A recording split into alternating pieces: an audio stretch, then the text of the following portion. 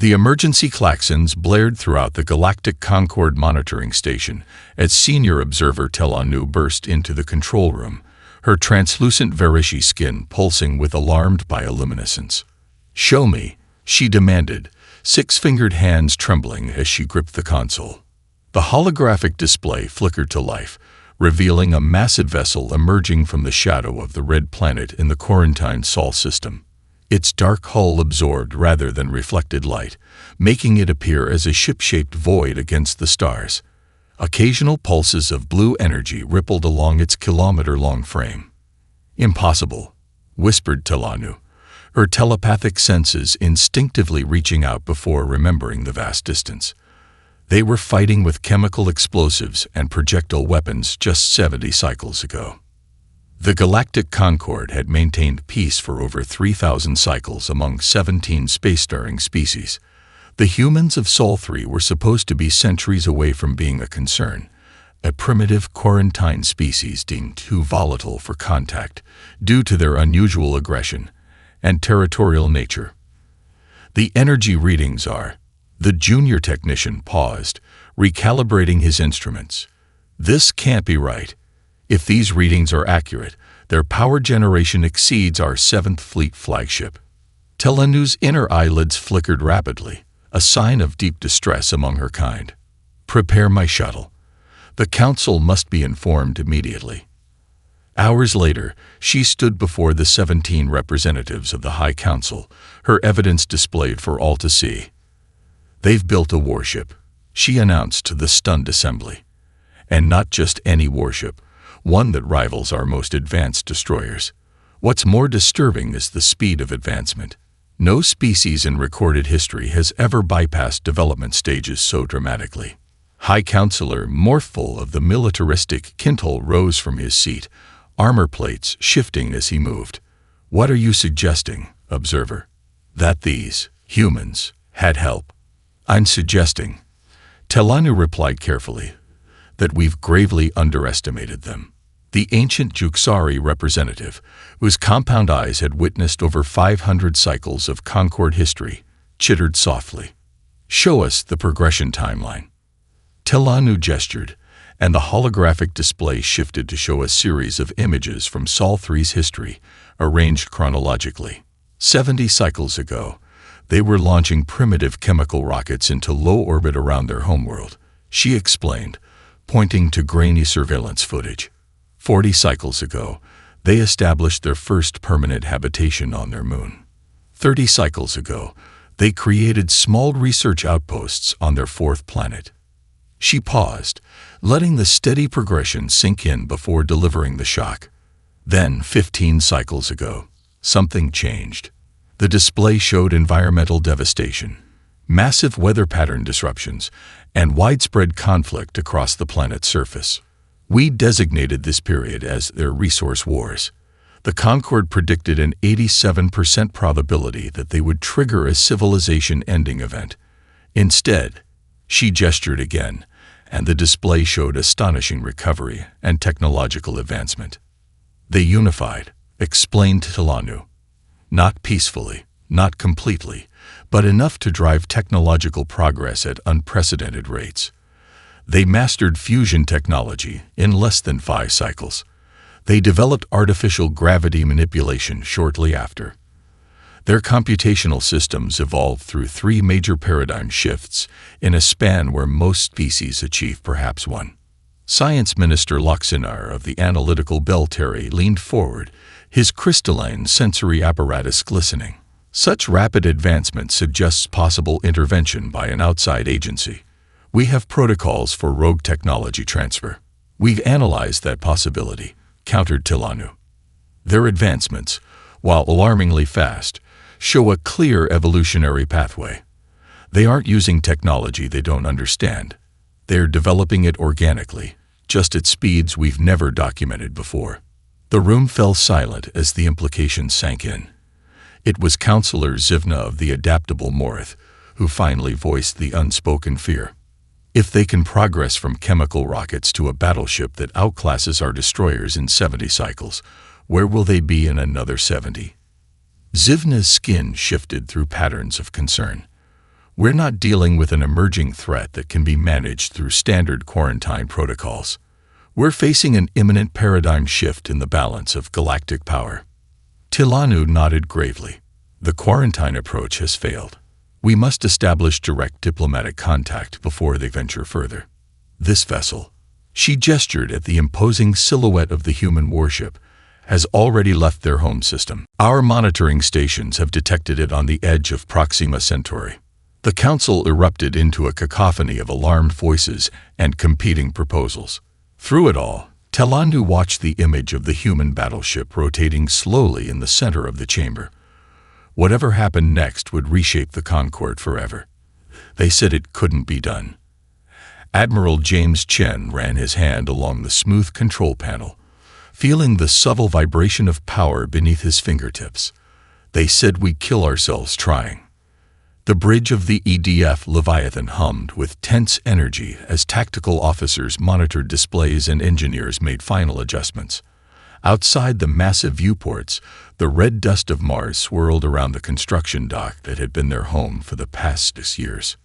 Chen's XO, Commander Fatima Okafor, approached with a datapad. Her dark eyes reflected the blue glow of the ship's systems coming online. "Sir, the neural networks are predicting a 98.7% success rate for the jump drive. That's 3 percentage points higher than our minimum threshold." "And the other 2%? Chen asked, a hint of grim humor in his voice.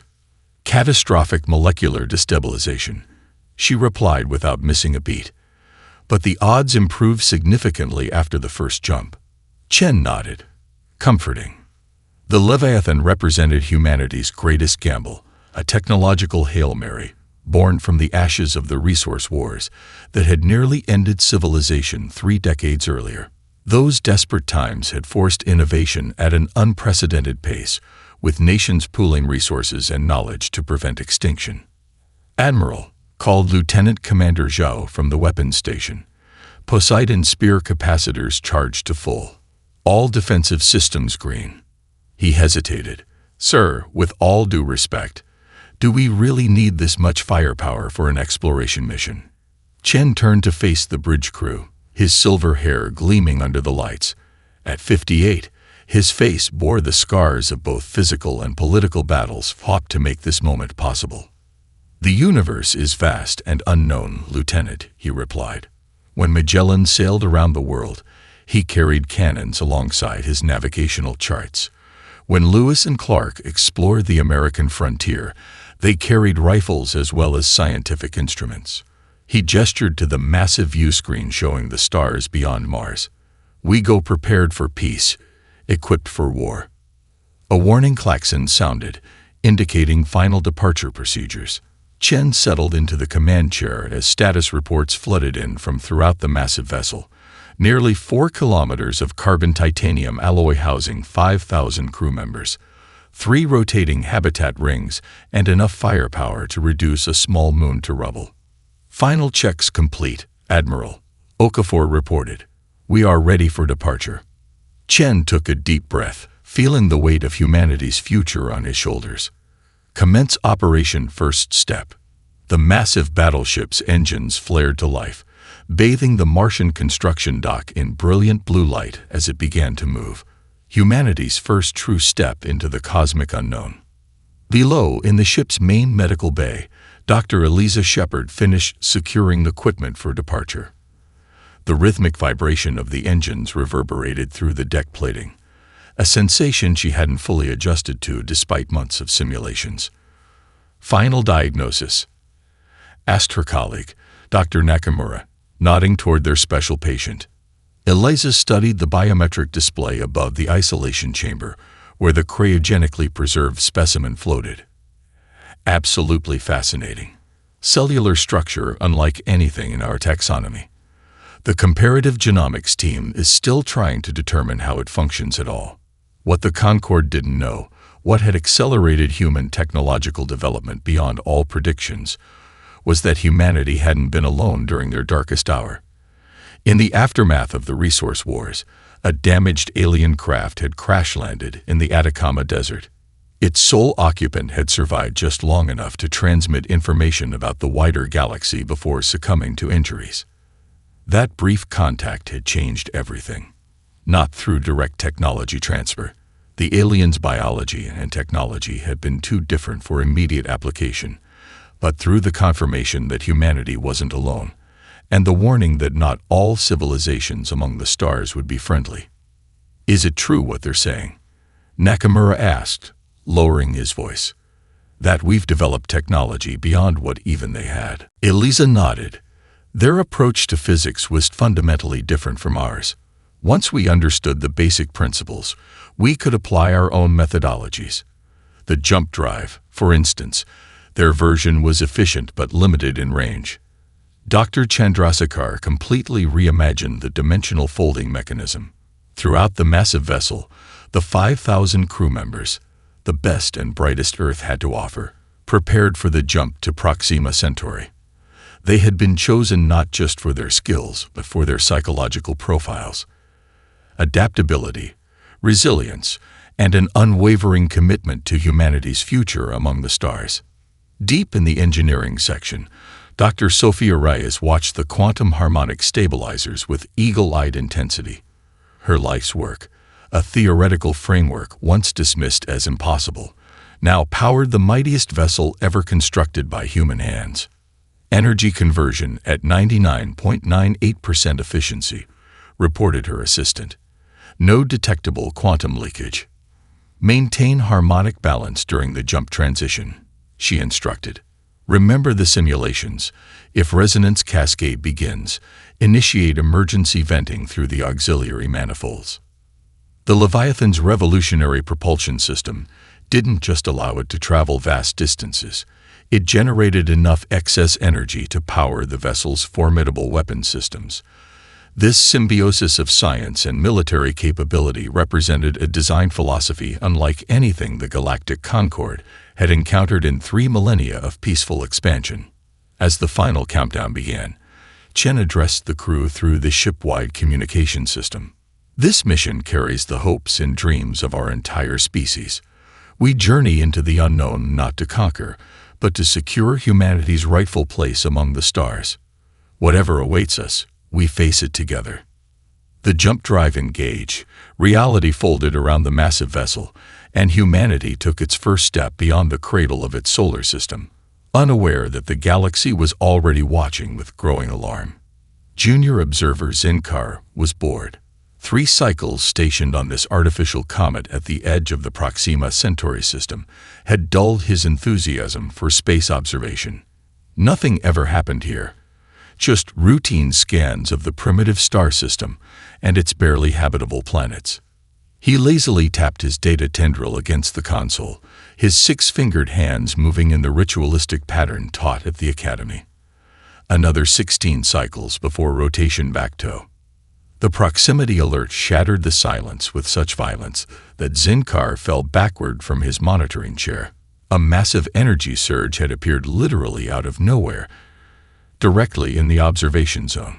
The scanner's automatic classification system struggled to categorize what it was seeing, cycling through known vessel types before simply displaying ANOMALY, Kilas unknown. "Impossible," Zinkar whispered, his respiratory sacs inflating with stress.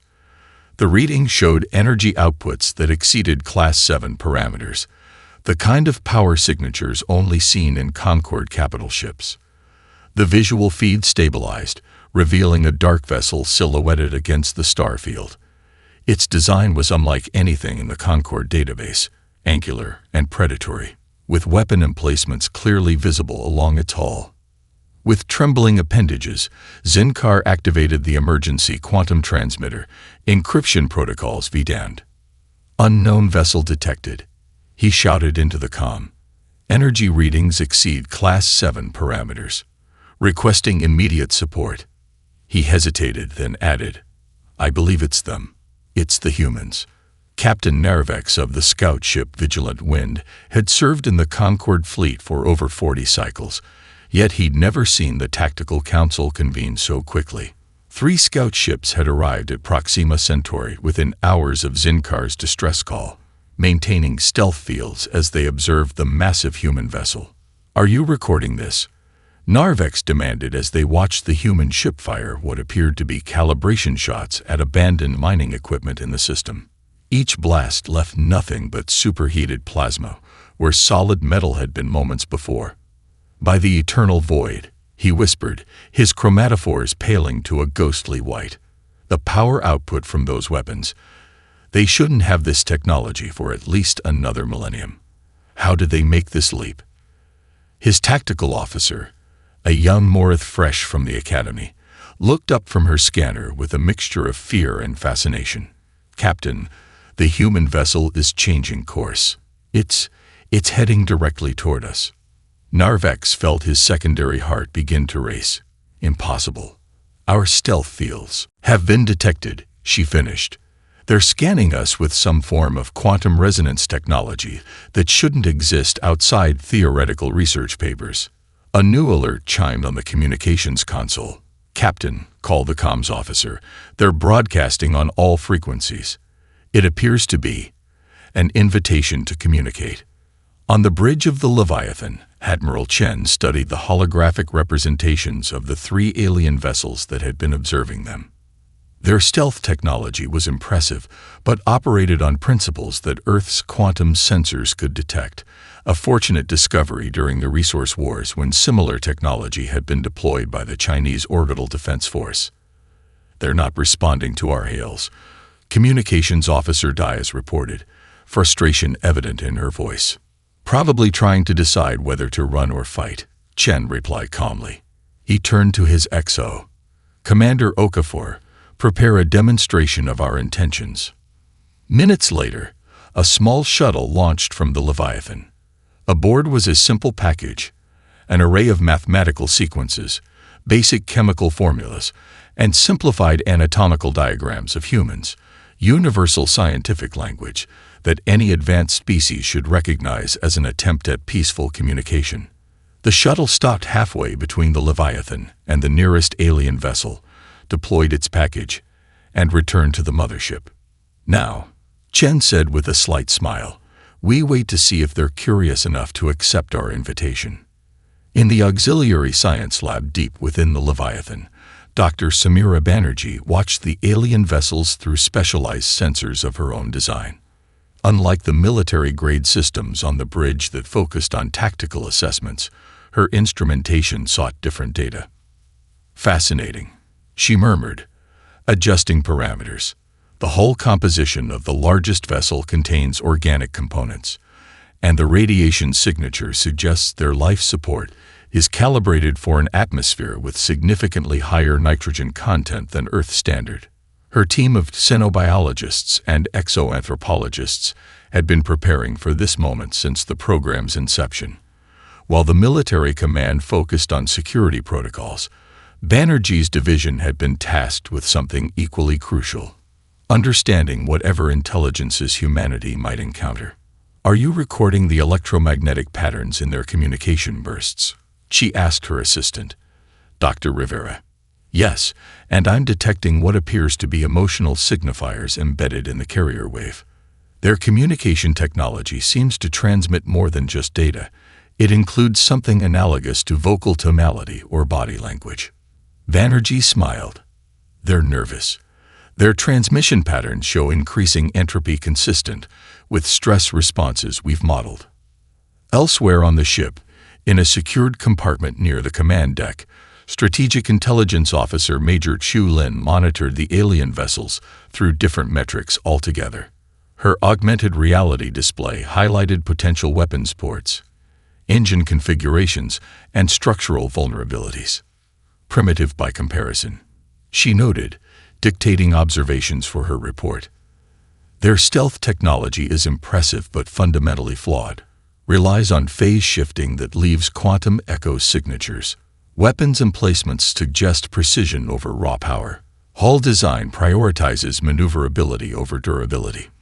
Lin had been recruited from Chinese military intelligence specifically for her pattern recognition abilities and unorthodox tactical thinking. She tapped a sequence on her neural interface, running simulations of potential conflict scenarios. The results were consistently reassuring. Even in a 3-to-1 engagement, the Leviathan maintained overwhelming tactical advantage. But they're cautious, she added. Formation suggests experienced commander. Positioning indicates defensive posture with emergency withdrawal vectors pre-calculated. These aren't amateurs or zealots. They're professionals. In the silence that followed the shuttle's return, the crew of the Leviathan waited. They had trained for this moment through countless simulations, yet nothing could fully prepare them for the reality of first contact. Throughout the massive vessel, 5,000 humans held their collective breath. Military officers, scientists, engineers, and diplomats united in this historic moment.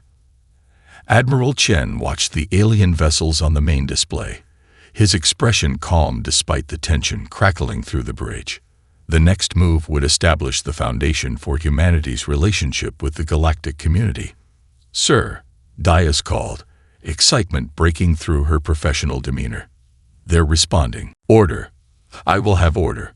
High Chancellor Vexmora's voice boomed through the Concord Council chambers, her crystalline exoskeleton amplifying the sound to painful levels. The cacophony of shouting, hissing, and telepathic projections dimmed only slightly. The council chamber, normally a model of aesthetic harmony with its soaring arches and perfectly balanced acoustic properties, had devolved into barely controlled chaos. 3 days of emergency sessions had frayed tempers across all 17 species represented. High Counselor Morphful slammed his armored fist onto the ancient wood of the speaking podium, cracking it. "This deliberation is a waste of precious time. The humans must be contained immediately." The Kintal warrior's metal-infused scales gleamed under the chamber lights as he jabbed a clawed finger at the holographic display of the Leviathan.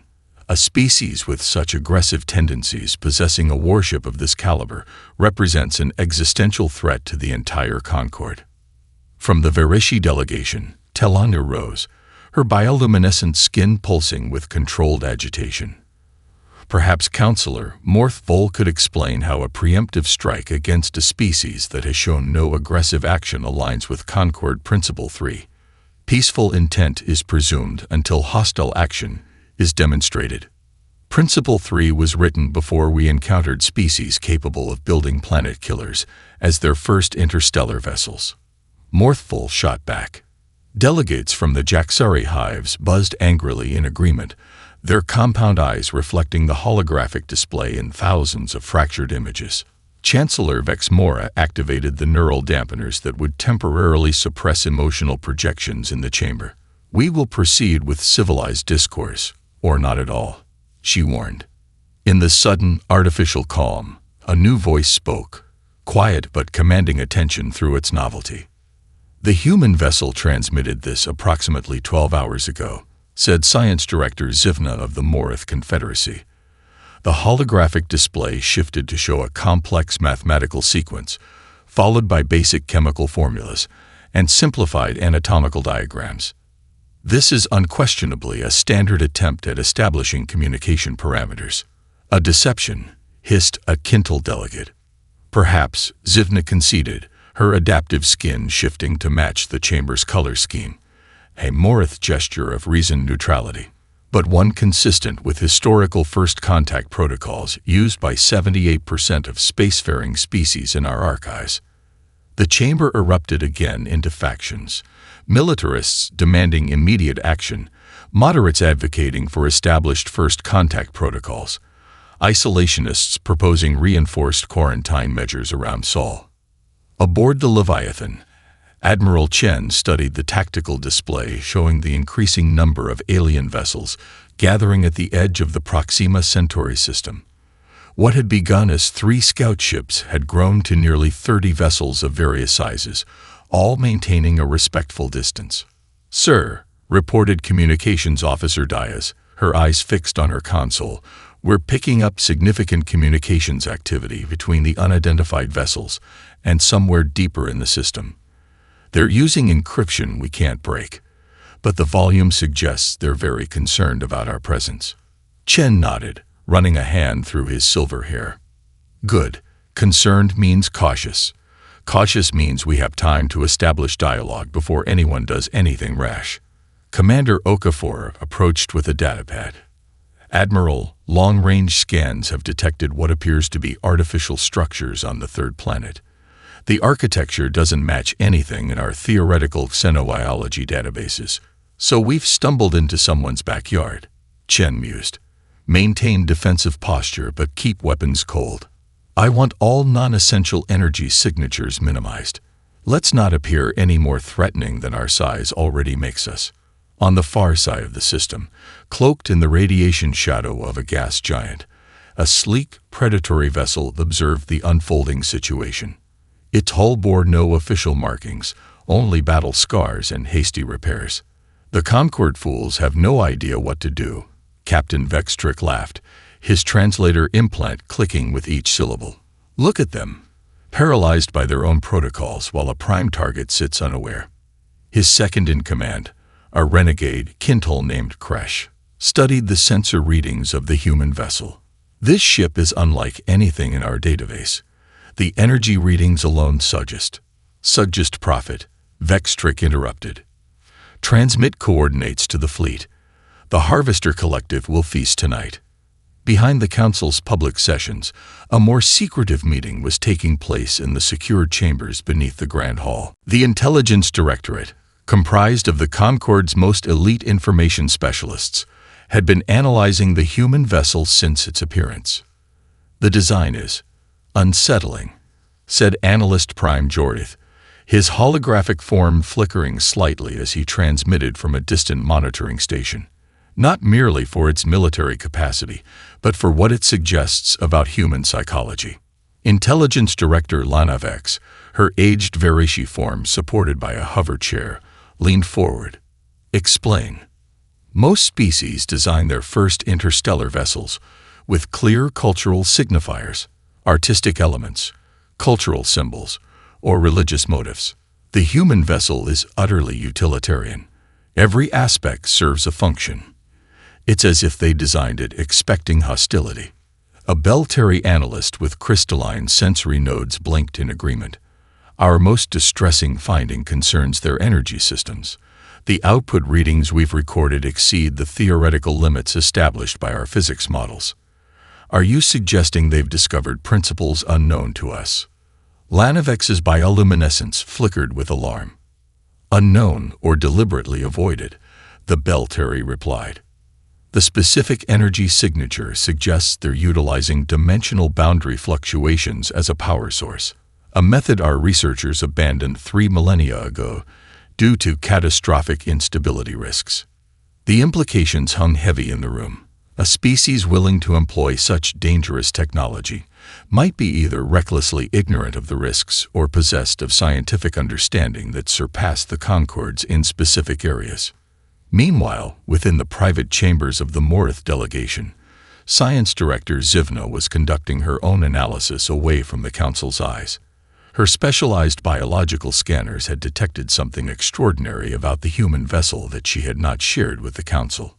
Confirm your findings, she instructed her assistant, a young Morith whose skin rippled with excitement. Confirmed, Director.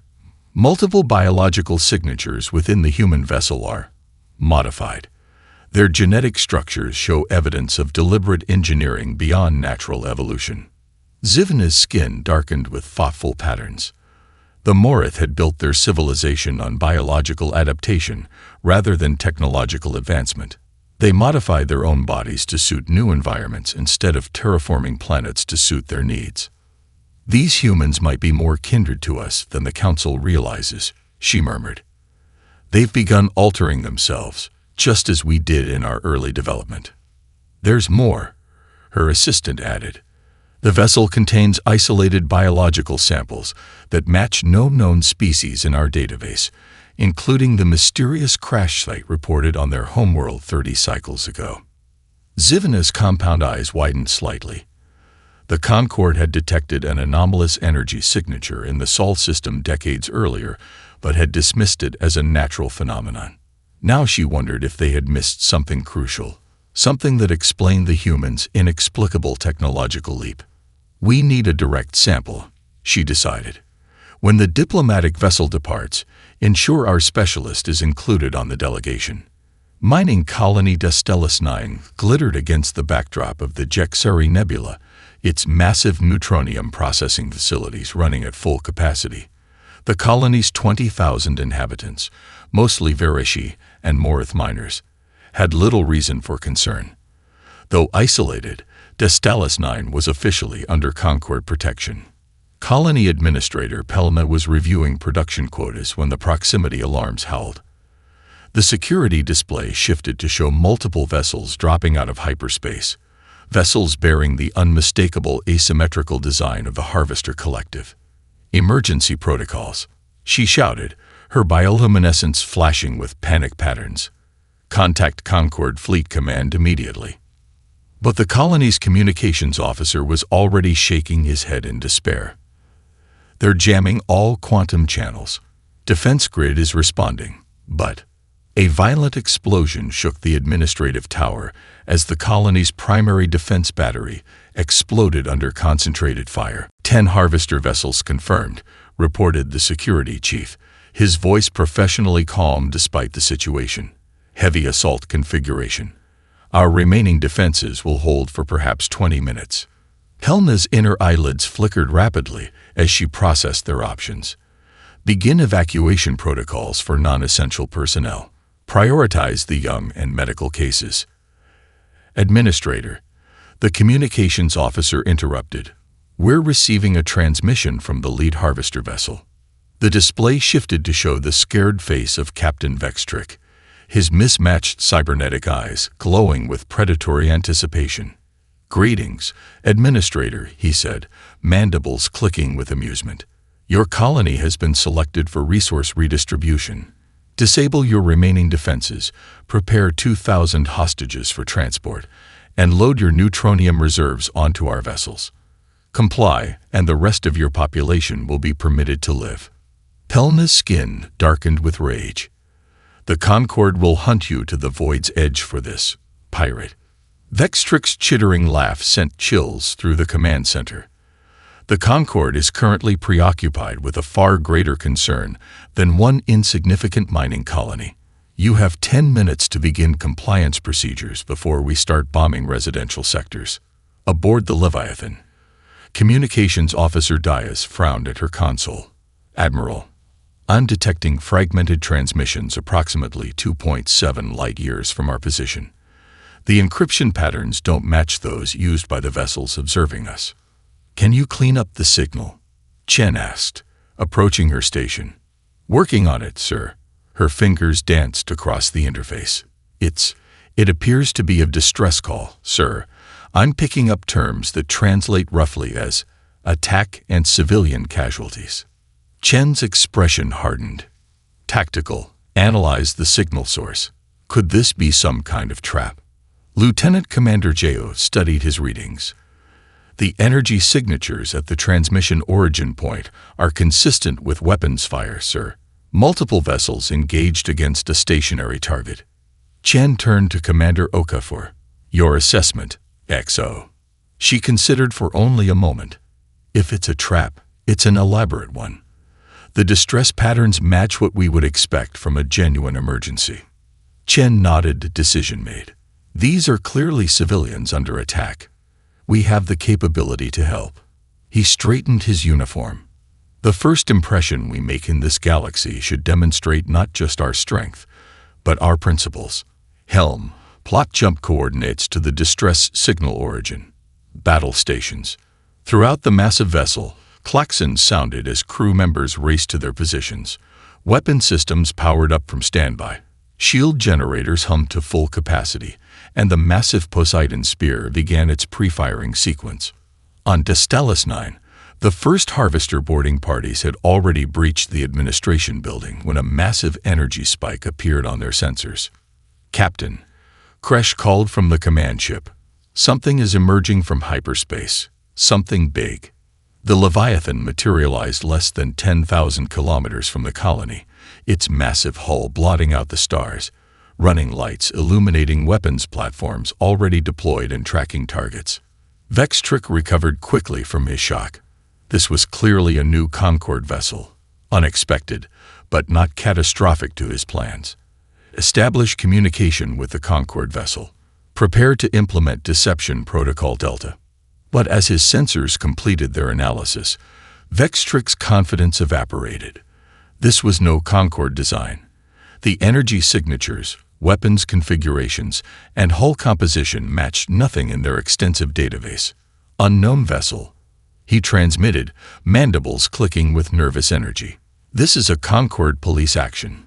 Interference will be considered an act of war against the Galactic Concorde.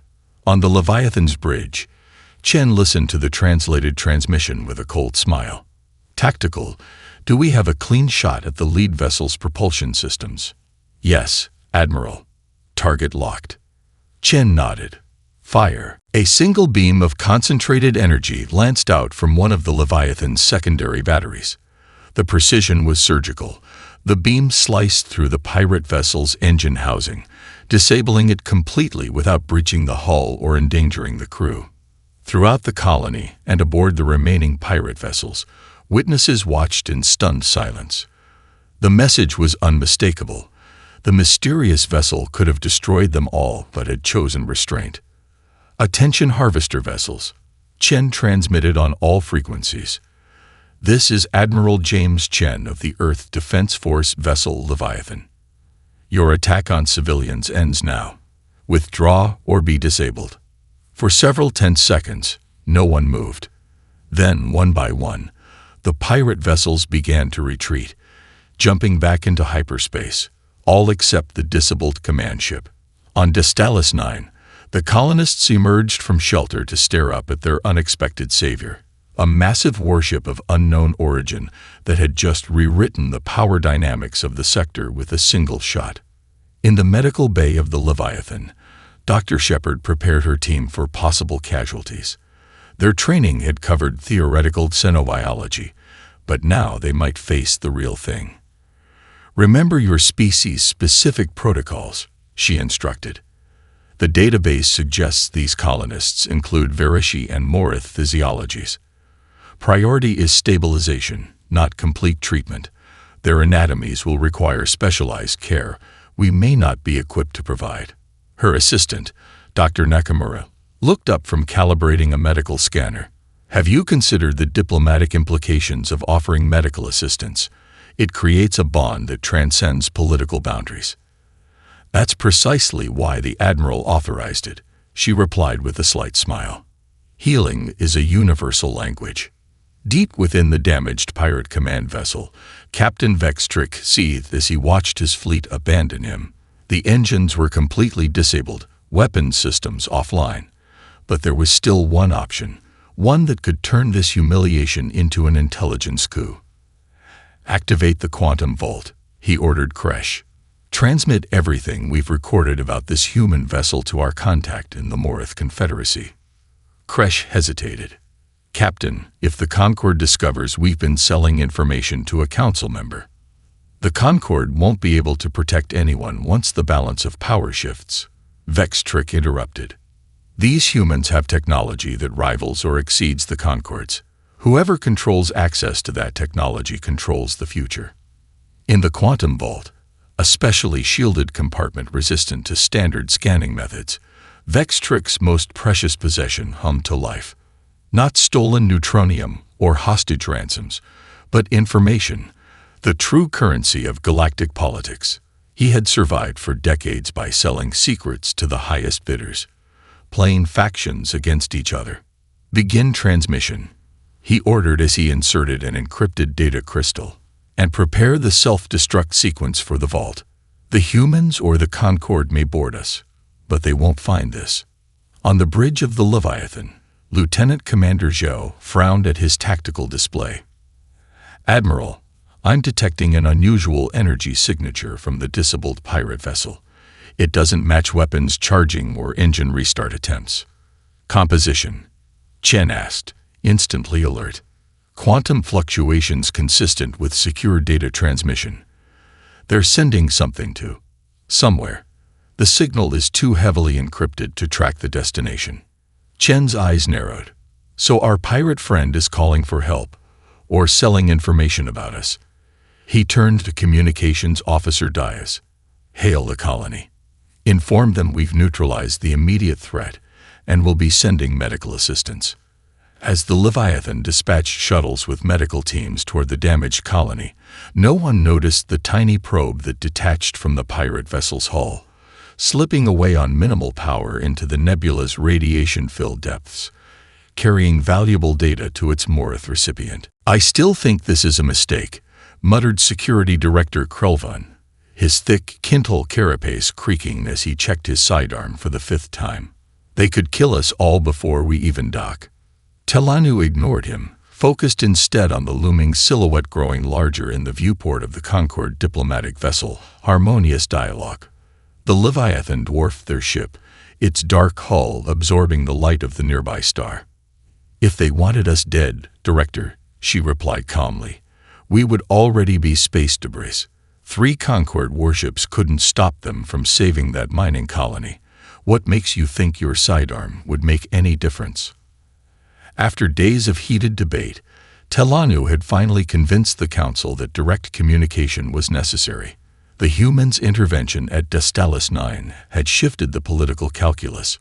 Whatever the humans were, they weren't mindless aggressors, and that made them both more interesting and potentially more dangerous.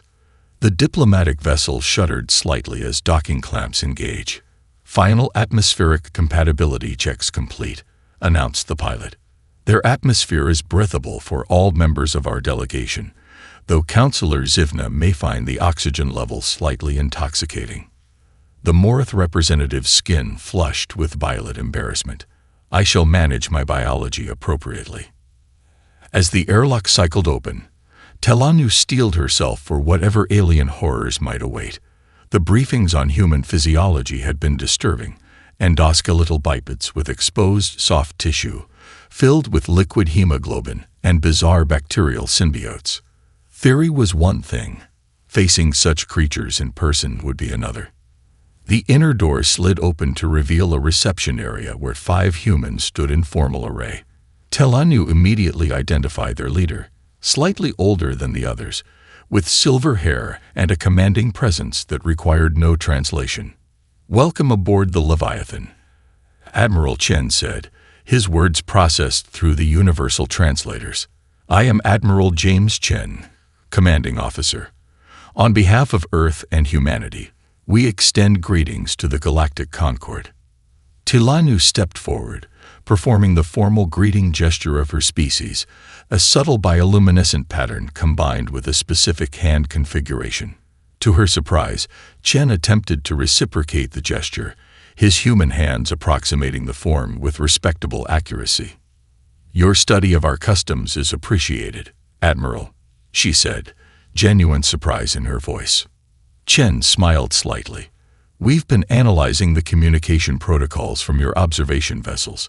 We believed preparation would facilitate understanding."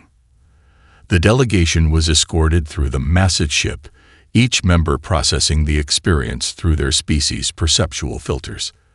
The Kintal Security Director noted defensive choke points and weapons installations. The Morith scientist analyzed the biological adaptations evident in the human crew. Telanu focused on the social dynamics, the obvious chain of command, the efficient organization, the unexpected presence of what appeared to be civilian researchers alongside military personnel. In the main conference room, displayed tactical data showed the Leviathan coordinating with Concord vessels to track down the remaining Harvester pirates. Human and alien crews were working together with surprising efficiency. "Your intervention saved over 3,000 Destalis colonists," Telanu acknowledged during the formal meeting. "Many on the Council find this inconsistent with our understanding of human nature." Chen's expression remained diplomatic but firm. "Then perhaps your understanding needs revision, Diplomat Telanu. We built the Leviathan for defense, not conquest." The Kintal Security Director snorted derisively. "A vessel with enough firepower to reduce planets to ash exists primarily for defense." "Forgive our skepticism, Admiral. History is filled with weapons developed to prevent war rather than wage it," Chen countered smoothly. "Capability and intent are separate matters."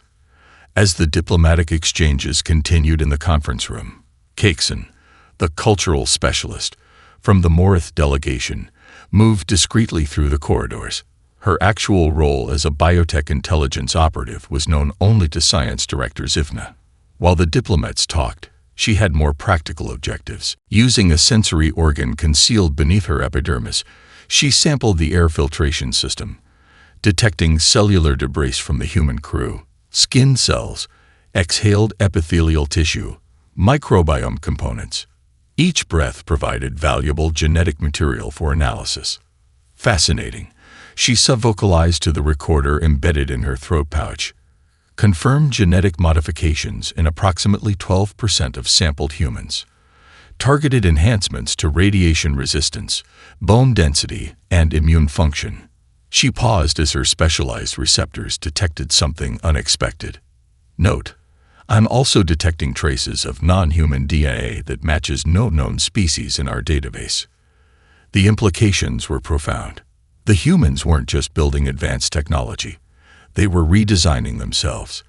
This suggested a civilization unbound by the traditional limitations most species placed on self-modification.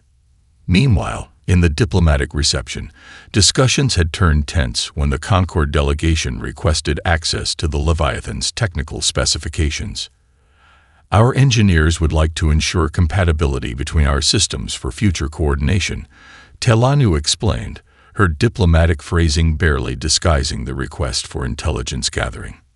We appreciate the concern, Chen replied with equal diplomacy, but the Leviathan's specifications will remain classified until we establish more formal diplomatic relations.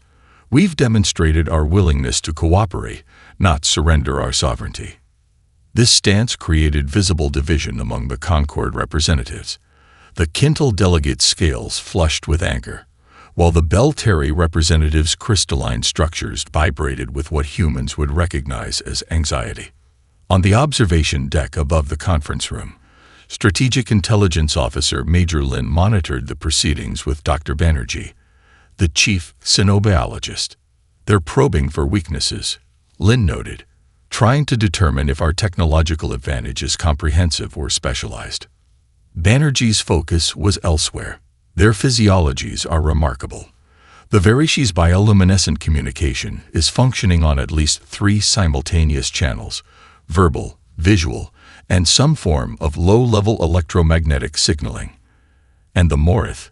There's something unusual about their representative.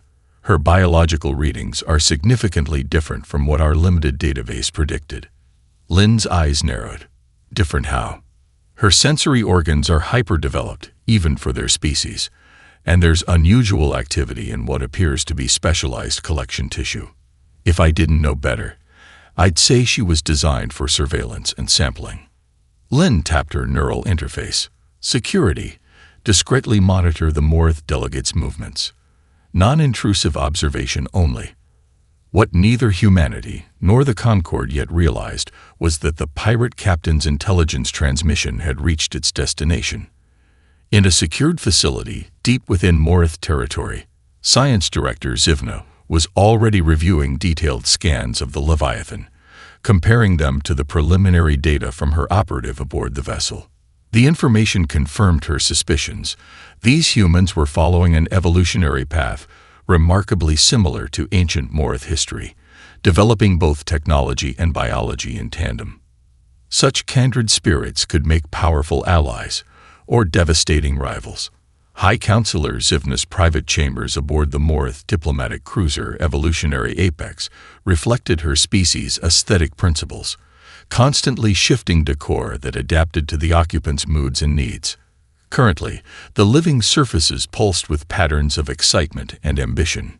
Play the human data again, she instructed her biological computer, a semi-sentient organ grown specifically for information processing. The holographic display reformed, showing detailed scans of the Leviathan's propulsion systems, weapons arrays, and most importantly, the biological data collected by her operative. The implications were extraordinary. The Morith had always maintained their power through biological superiority. Their ability to adapt their bodies to different environments made them unparalleled explorers and colonizers. But in recent centuries, technological advancement had begun to offset this advantage. The Kintal with their cybernetic enhancements, and the Verishi with their telepathic amplifiers, had gained influence within the Concord. The humans, with their dual-path advancement in both technology and biology, could potentially restore the balance, if properly allied with Morith interests. Zivna's compound eyes studied the genetic sequences harvested from the human vessel. Unlike most species that treated their biological nature as fixed and sacred, the humans appeared to embrace controlled modification. Their adaptations for space travel showed a pragmatic approach to evolution that the Morith could appreciate. "Prepare my shuttle," she decided. "I will speak with the human admiral personally." Admiral Chen was reviewing the security footage of the Morith cultural specialist when his communication panel chimed. "Sir," reported his aide, "High Counselor Zivna of the Morith Confederacy is requesting a private audience." Chen raised an eyebrow. The diplomatic delegation had departed hours ago, returning to the Concord vessels to deliberate. This unexpected solo return suggested a factional play within the alien coalition. Interesting timing, he noted to Commander Okafor, who stood nearby. "Our security team just confirmed their operative was collecting biological samples throughout our ship. A prelude to biological weapons development," Okafor suggested grimly.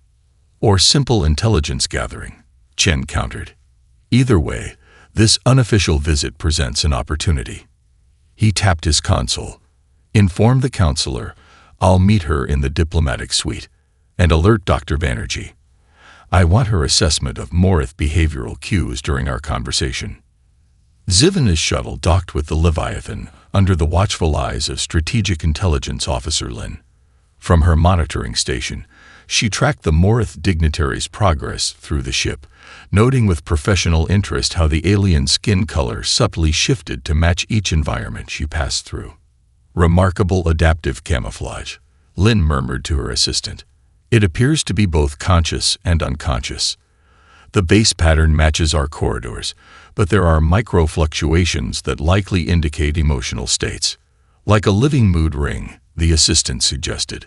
"A mood ring with the political authority to speak for one of the Concord's most powerful factions," Lin corrected. "Record everything." The diplomatic suite had been specifically configured for the meeting based on Dr. Banerjee's recommendations, lighting adjusted to the Morith visual spectrum, temperature elevated to their comfort range, and subtle chemical compounds introduced to the air that the xenobiology team believed would promote calm and open communication in Morith physiology. Chen stood as Zivna entered, performing the formal Morith greeting with reasonable accuracy. Her skin flickered with what the human xenopsychologists interpreted as surprised approval. "Your attention to diplomatic protocol is commendable, Admiral," she said, her translator rendering her complex biochemical speech into standard English. "We believe understanding precedes cooperation," Chen replied carefully. Zivna settled into the adaptation couch that conformed to her body structure. "I have come to speak plainly, without the political constraints of the Concord's formal protocols." Her skin shifted to deep indigo, a color Dr. Banerjee had flagged in Chen's earpiece as indicating serious intent. "The Concord fears what it does not understand," Zivna continued, "and humanity represents something unprecedented in our experience. A species that has developed both technological and biological advancements simultaneously." Chen's expression revealed nothing, though internally he was reassessing the alien counselor. They had clearly detected the genetic modifications present in some crew members, adaptations developed from studying the crashed alien vessel on Earth. "I represent a faction within the Concord that believes cooperation is preferable to conflict," Zivna proposed. "The Morith Confederacy would like to offer an exclusive alliance with Earth, direct trade rights, scientific exchange, and mutual defense agreements, bypassing Concord regulations and restrictions." "An interesting proposal," Chen replied neutrally. "And what would the Morith gain from such an arrangement?" Zivna's skin rippled with patterns that the human xenologists couldn't fully interpret. access to your unique dual path development approach. Your species has achieved in decades what took the Morith millennia: the harmonious advancement of technology and biology together. Chen nodded thoughtfully, though his instincts, honed through decades of political navigation on Earth, warned that he was being drawn into a complex game whose rules he didn't yet understand. The Concord speaks of unity, Zivnat explained with calculated openness, but practices inequality. Newer species are kept dependent through carefully controlled technology transfers and restricted trade. The Morith reject this approach and see in humanity a potential equal, not a subject. A compelling vision, Chen acknowledged, but one that would position Earth against the very institution we've just begun to engage with diplomatically. Not against, Zivna corrected, skin flushing amber. Beyond. The Concord serves a purpose, but its limitations need not be yours. As their discussion continued, neither party realized that every word was being monitored not just by humanity's intelligence team, but also by Telannu's Vareshi security operatives, who had planted sophisticated surveillance devices during the earlier diplomatic visit. The grand ceremonial hall of Concord Prime bustled with unprecedented activity. The massive space station that served as the seat of galactic government had never hosted a delegation from a non-member species with such elaborate protocol. Typically, new species were gradually introduced to galactic society through centuries of controlled cultural exchange before being permitted to visit the heart of Concord civilization. But humanity had shattered that paradigm along with numerous others. In her private preparation chamber, United Earth President Sophia Mbeki adjusted the formal diplomatic attire designed specifically for this historic occasion. At 63, her dark face bore the distinguished lines of a lifetime in global politics. She had guided humanity through the final integration phase after the resource wars, and now she would present their case to the assembled representatives of 17 spacefaring civilizations. The final briefing materials, Madam President, her aide announced, transferring the data to her neural interface. Mbeki nodded, feeling the subtle tingle as the information integrated with her augmented memory systems. The neural enhancements were among the more controversial adaptations developed from the crashed alien technology, but for diplomatic personnel, the ability to instantly recall cultural protocols for 17 different species was invaluable. Admiral Chen reports the Leviathan and her escort have taken position at the designated coordinates. The aide continued. The other 3 vessels are maintaining patrol patterns in the outer system as requested. Good, Mbeki replied. Let's ensure our hosts understand that we respect their security concerns while maintaining our own readiness. A delicate balance. In the massive observation bay overlooking the ceremonial approach vector, members of all 17 Concord species jostled for viewing positions. The appearance of not just 1 but 4 human vessels had triggered a mixture of fear, fascination, and frantic political calculation throughout the Concord. There they are, whispered a Beltary observer, crystalline sensory nodes vibrating with excitement. The Earth vessels emerged from hyperspace in perfect formation. In the lead was the now infamous Leviathan, its massive dark hull instantly recognizable, but the vessels that followed were visibly different in configuration from the dreaded Battleship. Intelligence reports identify them as the Prometheus, Athena, and Asclepius, noted a quintal military attache. Different designs, different functions, based on preliminary scans. Telannu, recently promoted to Senior Diplomatic Coordinator for Human Affairs, studied the approaching ships with professional interest. Note the symbolism in their naming convention, all derived from ancient human deities associated with different aspects of civilization. A deliberate message about their intentions. On the central concourse of Concord Prime, final preparations were underway for the formal presentation of Earth's delegation to the full Concord Assembly. Security precautions had been unprecedented. Triple-layered scanning systems, restricted access zones, and discreet but comprehensive weapons countermeasures installed throughout the diplomatic sectors. High Security Administrator Krelvan, The same Kintel who had initially opposed direct contact with humans supervised the arrangements with grim efficiency. "I still don't trust them," he muttered to his second-in-command. "4 vessels, each with enough firepower to challenge our defensive grid. Yet they've agreed to all security protocols without protest," his deputy noted. "Their delegation is arriving unarmed, with minimal security staff." "Precisely what I would do if I were planning something unexpected," Krelvan replied darkly. When the formal assembly convened, a hush fell over the gathered representatives. President Mbeki, flanked by Admiral Chen, and a diverse delegation that included representatives from every nation and major corporation involved in the Leviathan's construction, stepped onto the presentation platform. The holographic systems activated, displaying detailed schematics of the Earth vessels in orbit. Gasps echoed through the chamber as the full specifications became apparent. "Distinguished representatives of the Galactic Concord," Mbeki began, her voice steady and resonant. "Humanity comes before you neither as supplicant nor as conqueror, but as equals seeking mutual understanding and cooperation." With practiced diplomatic timing, she activated the next holographic sequence, revealing what many had feared. The Leviathan was not a singular achievement, but the first of a new class of vessels. 3 more were already completing their trials in the Sol system, with another 5 under construction. The assembly erupted into alarmed murmuring, until Mbeki raised her hand, and the display changed again.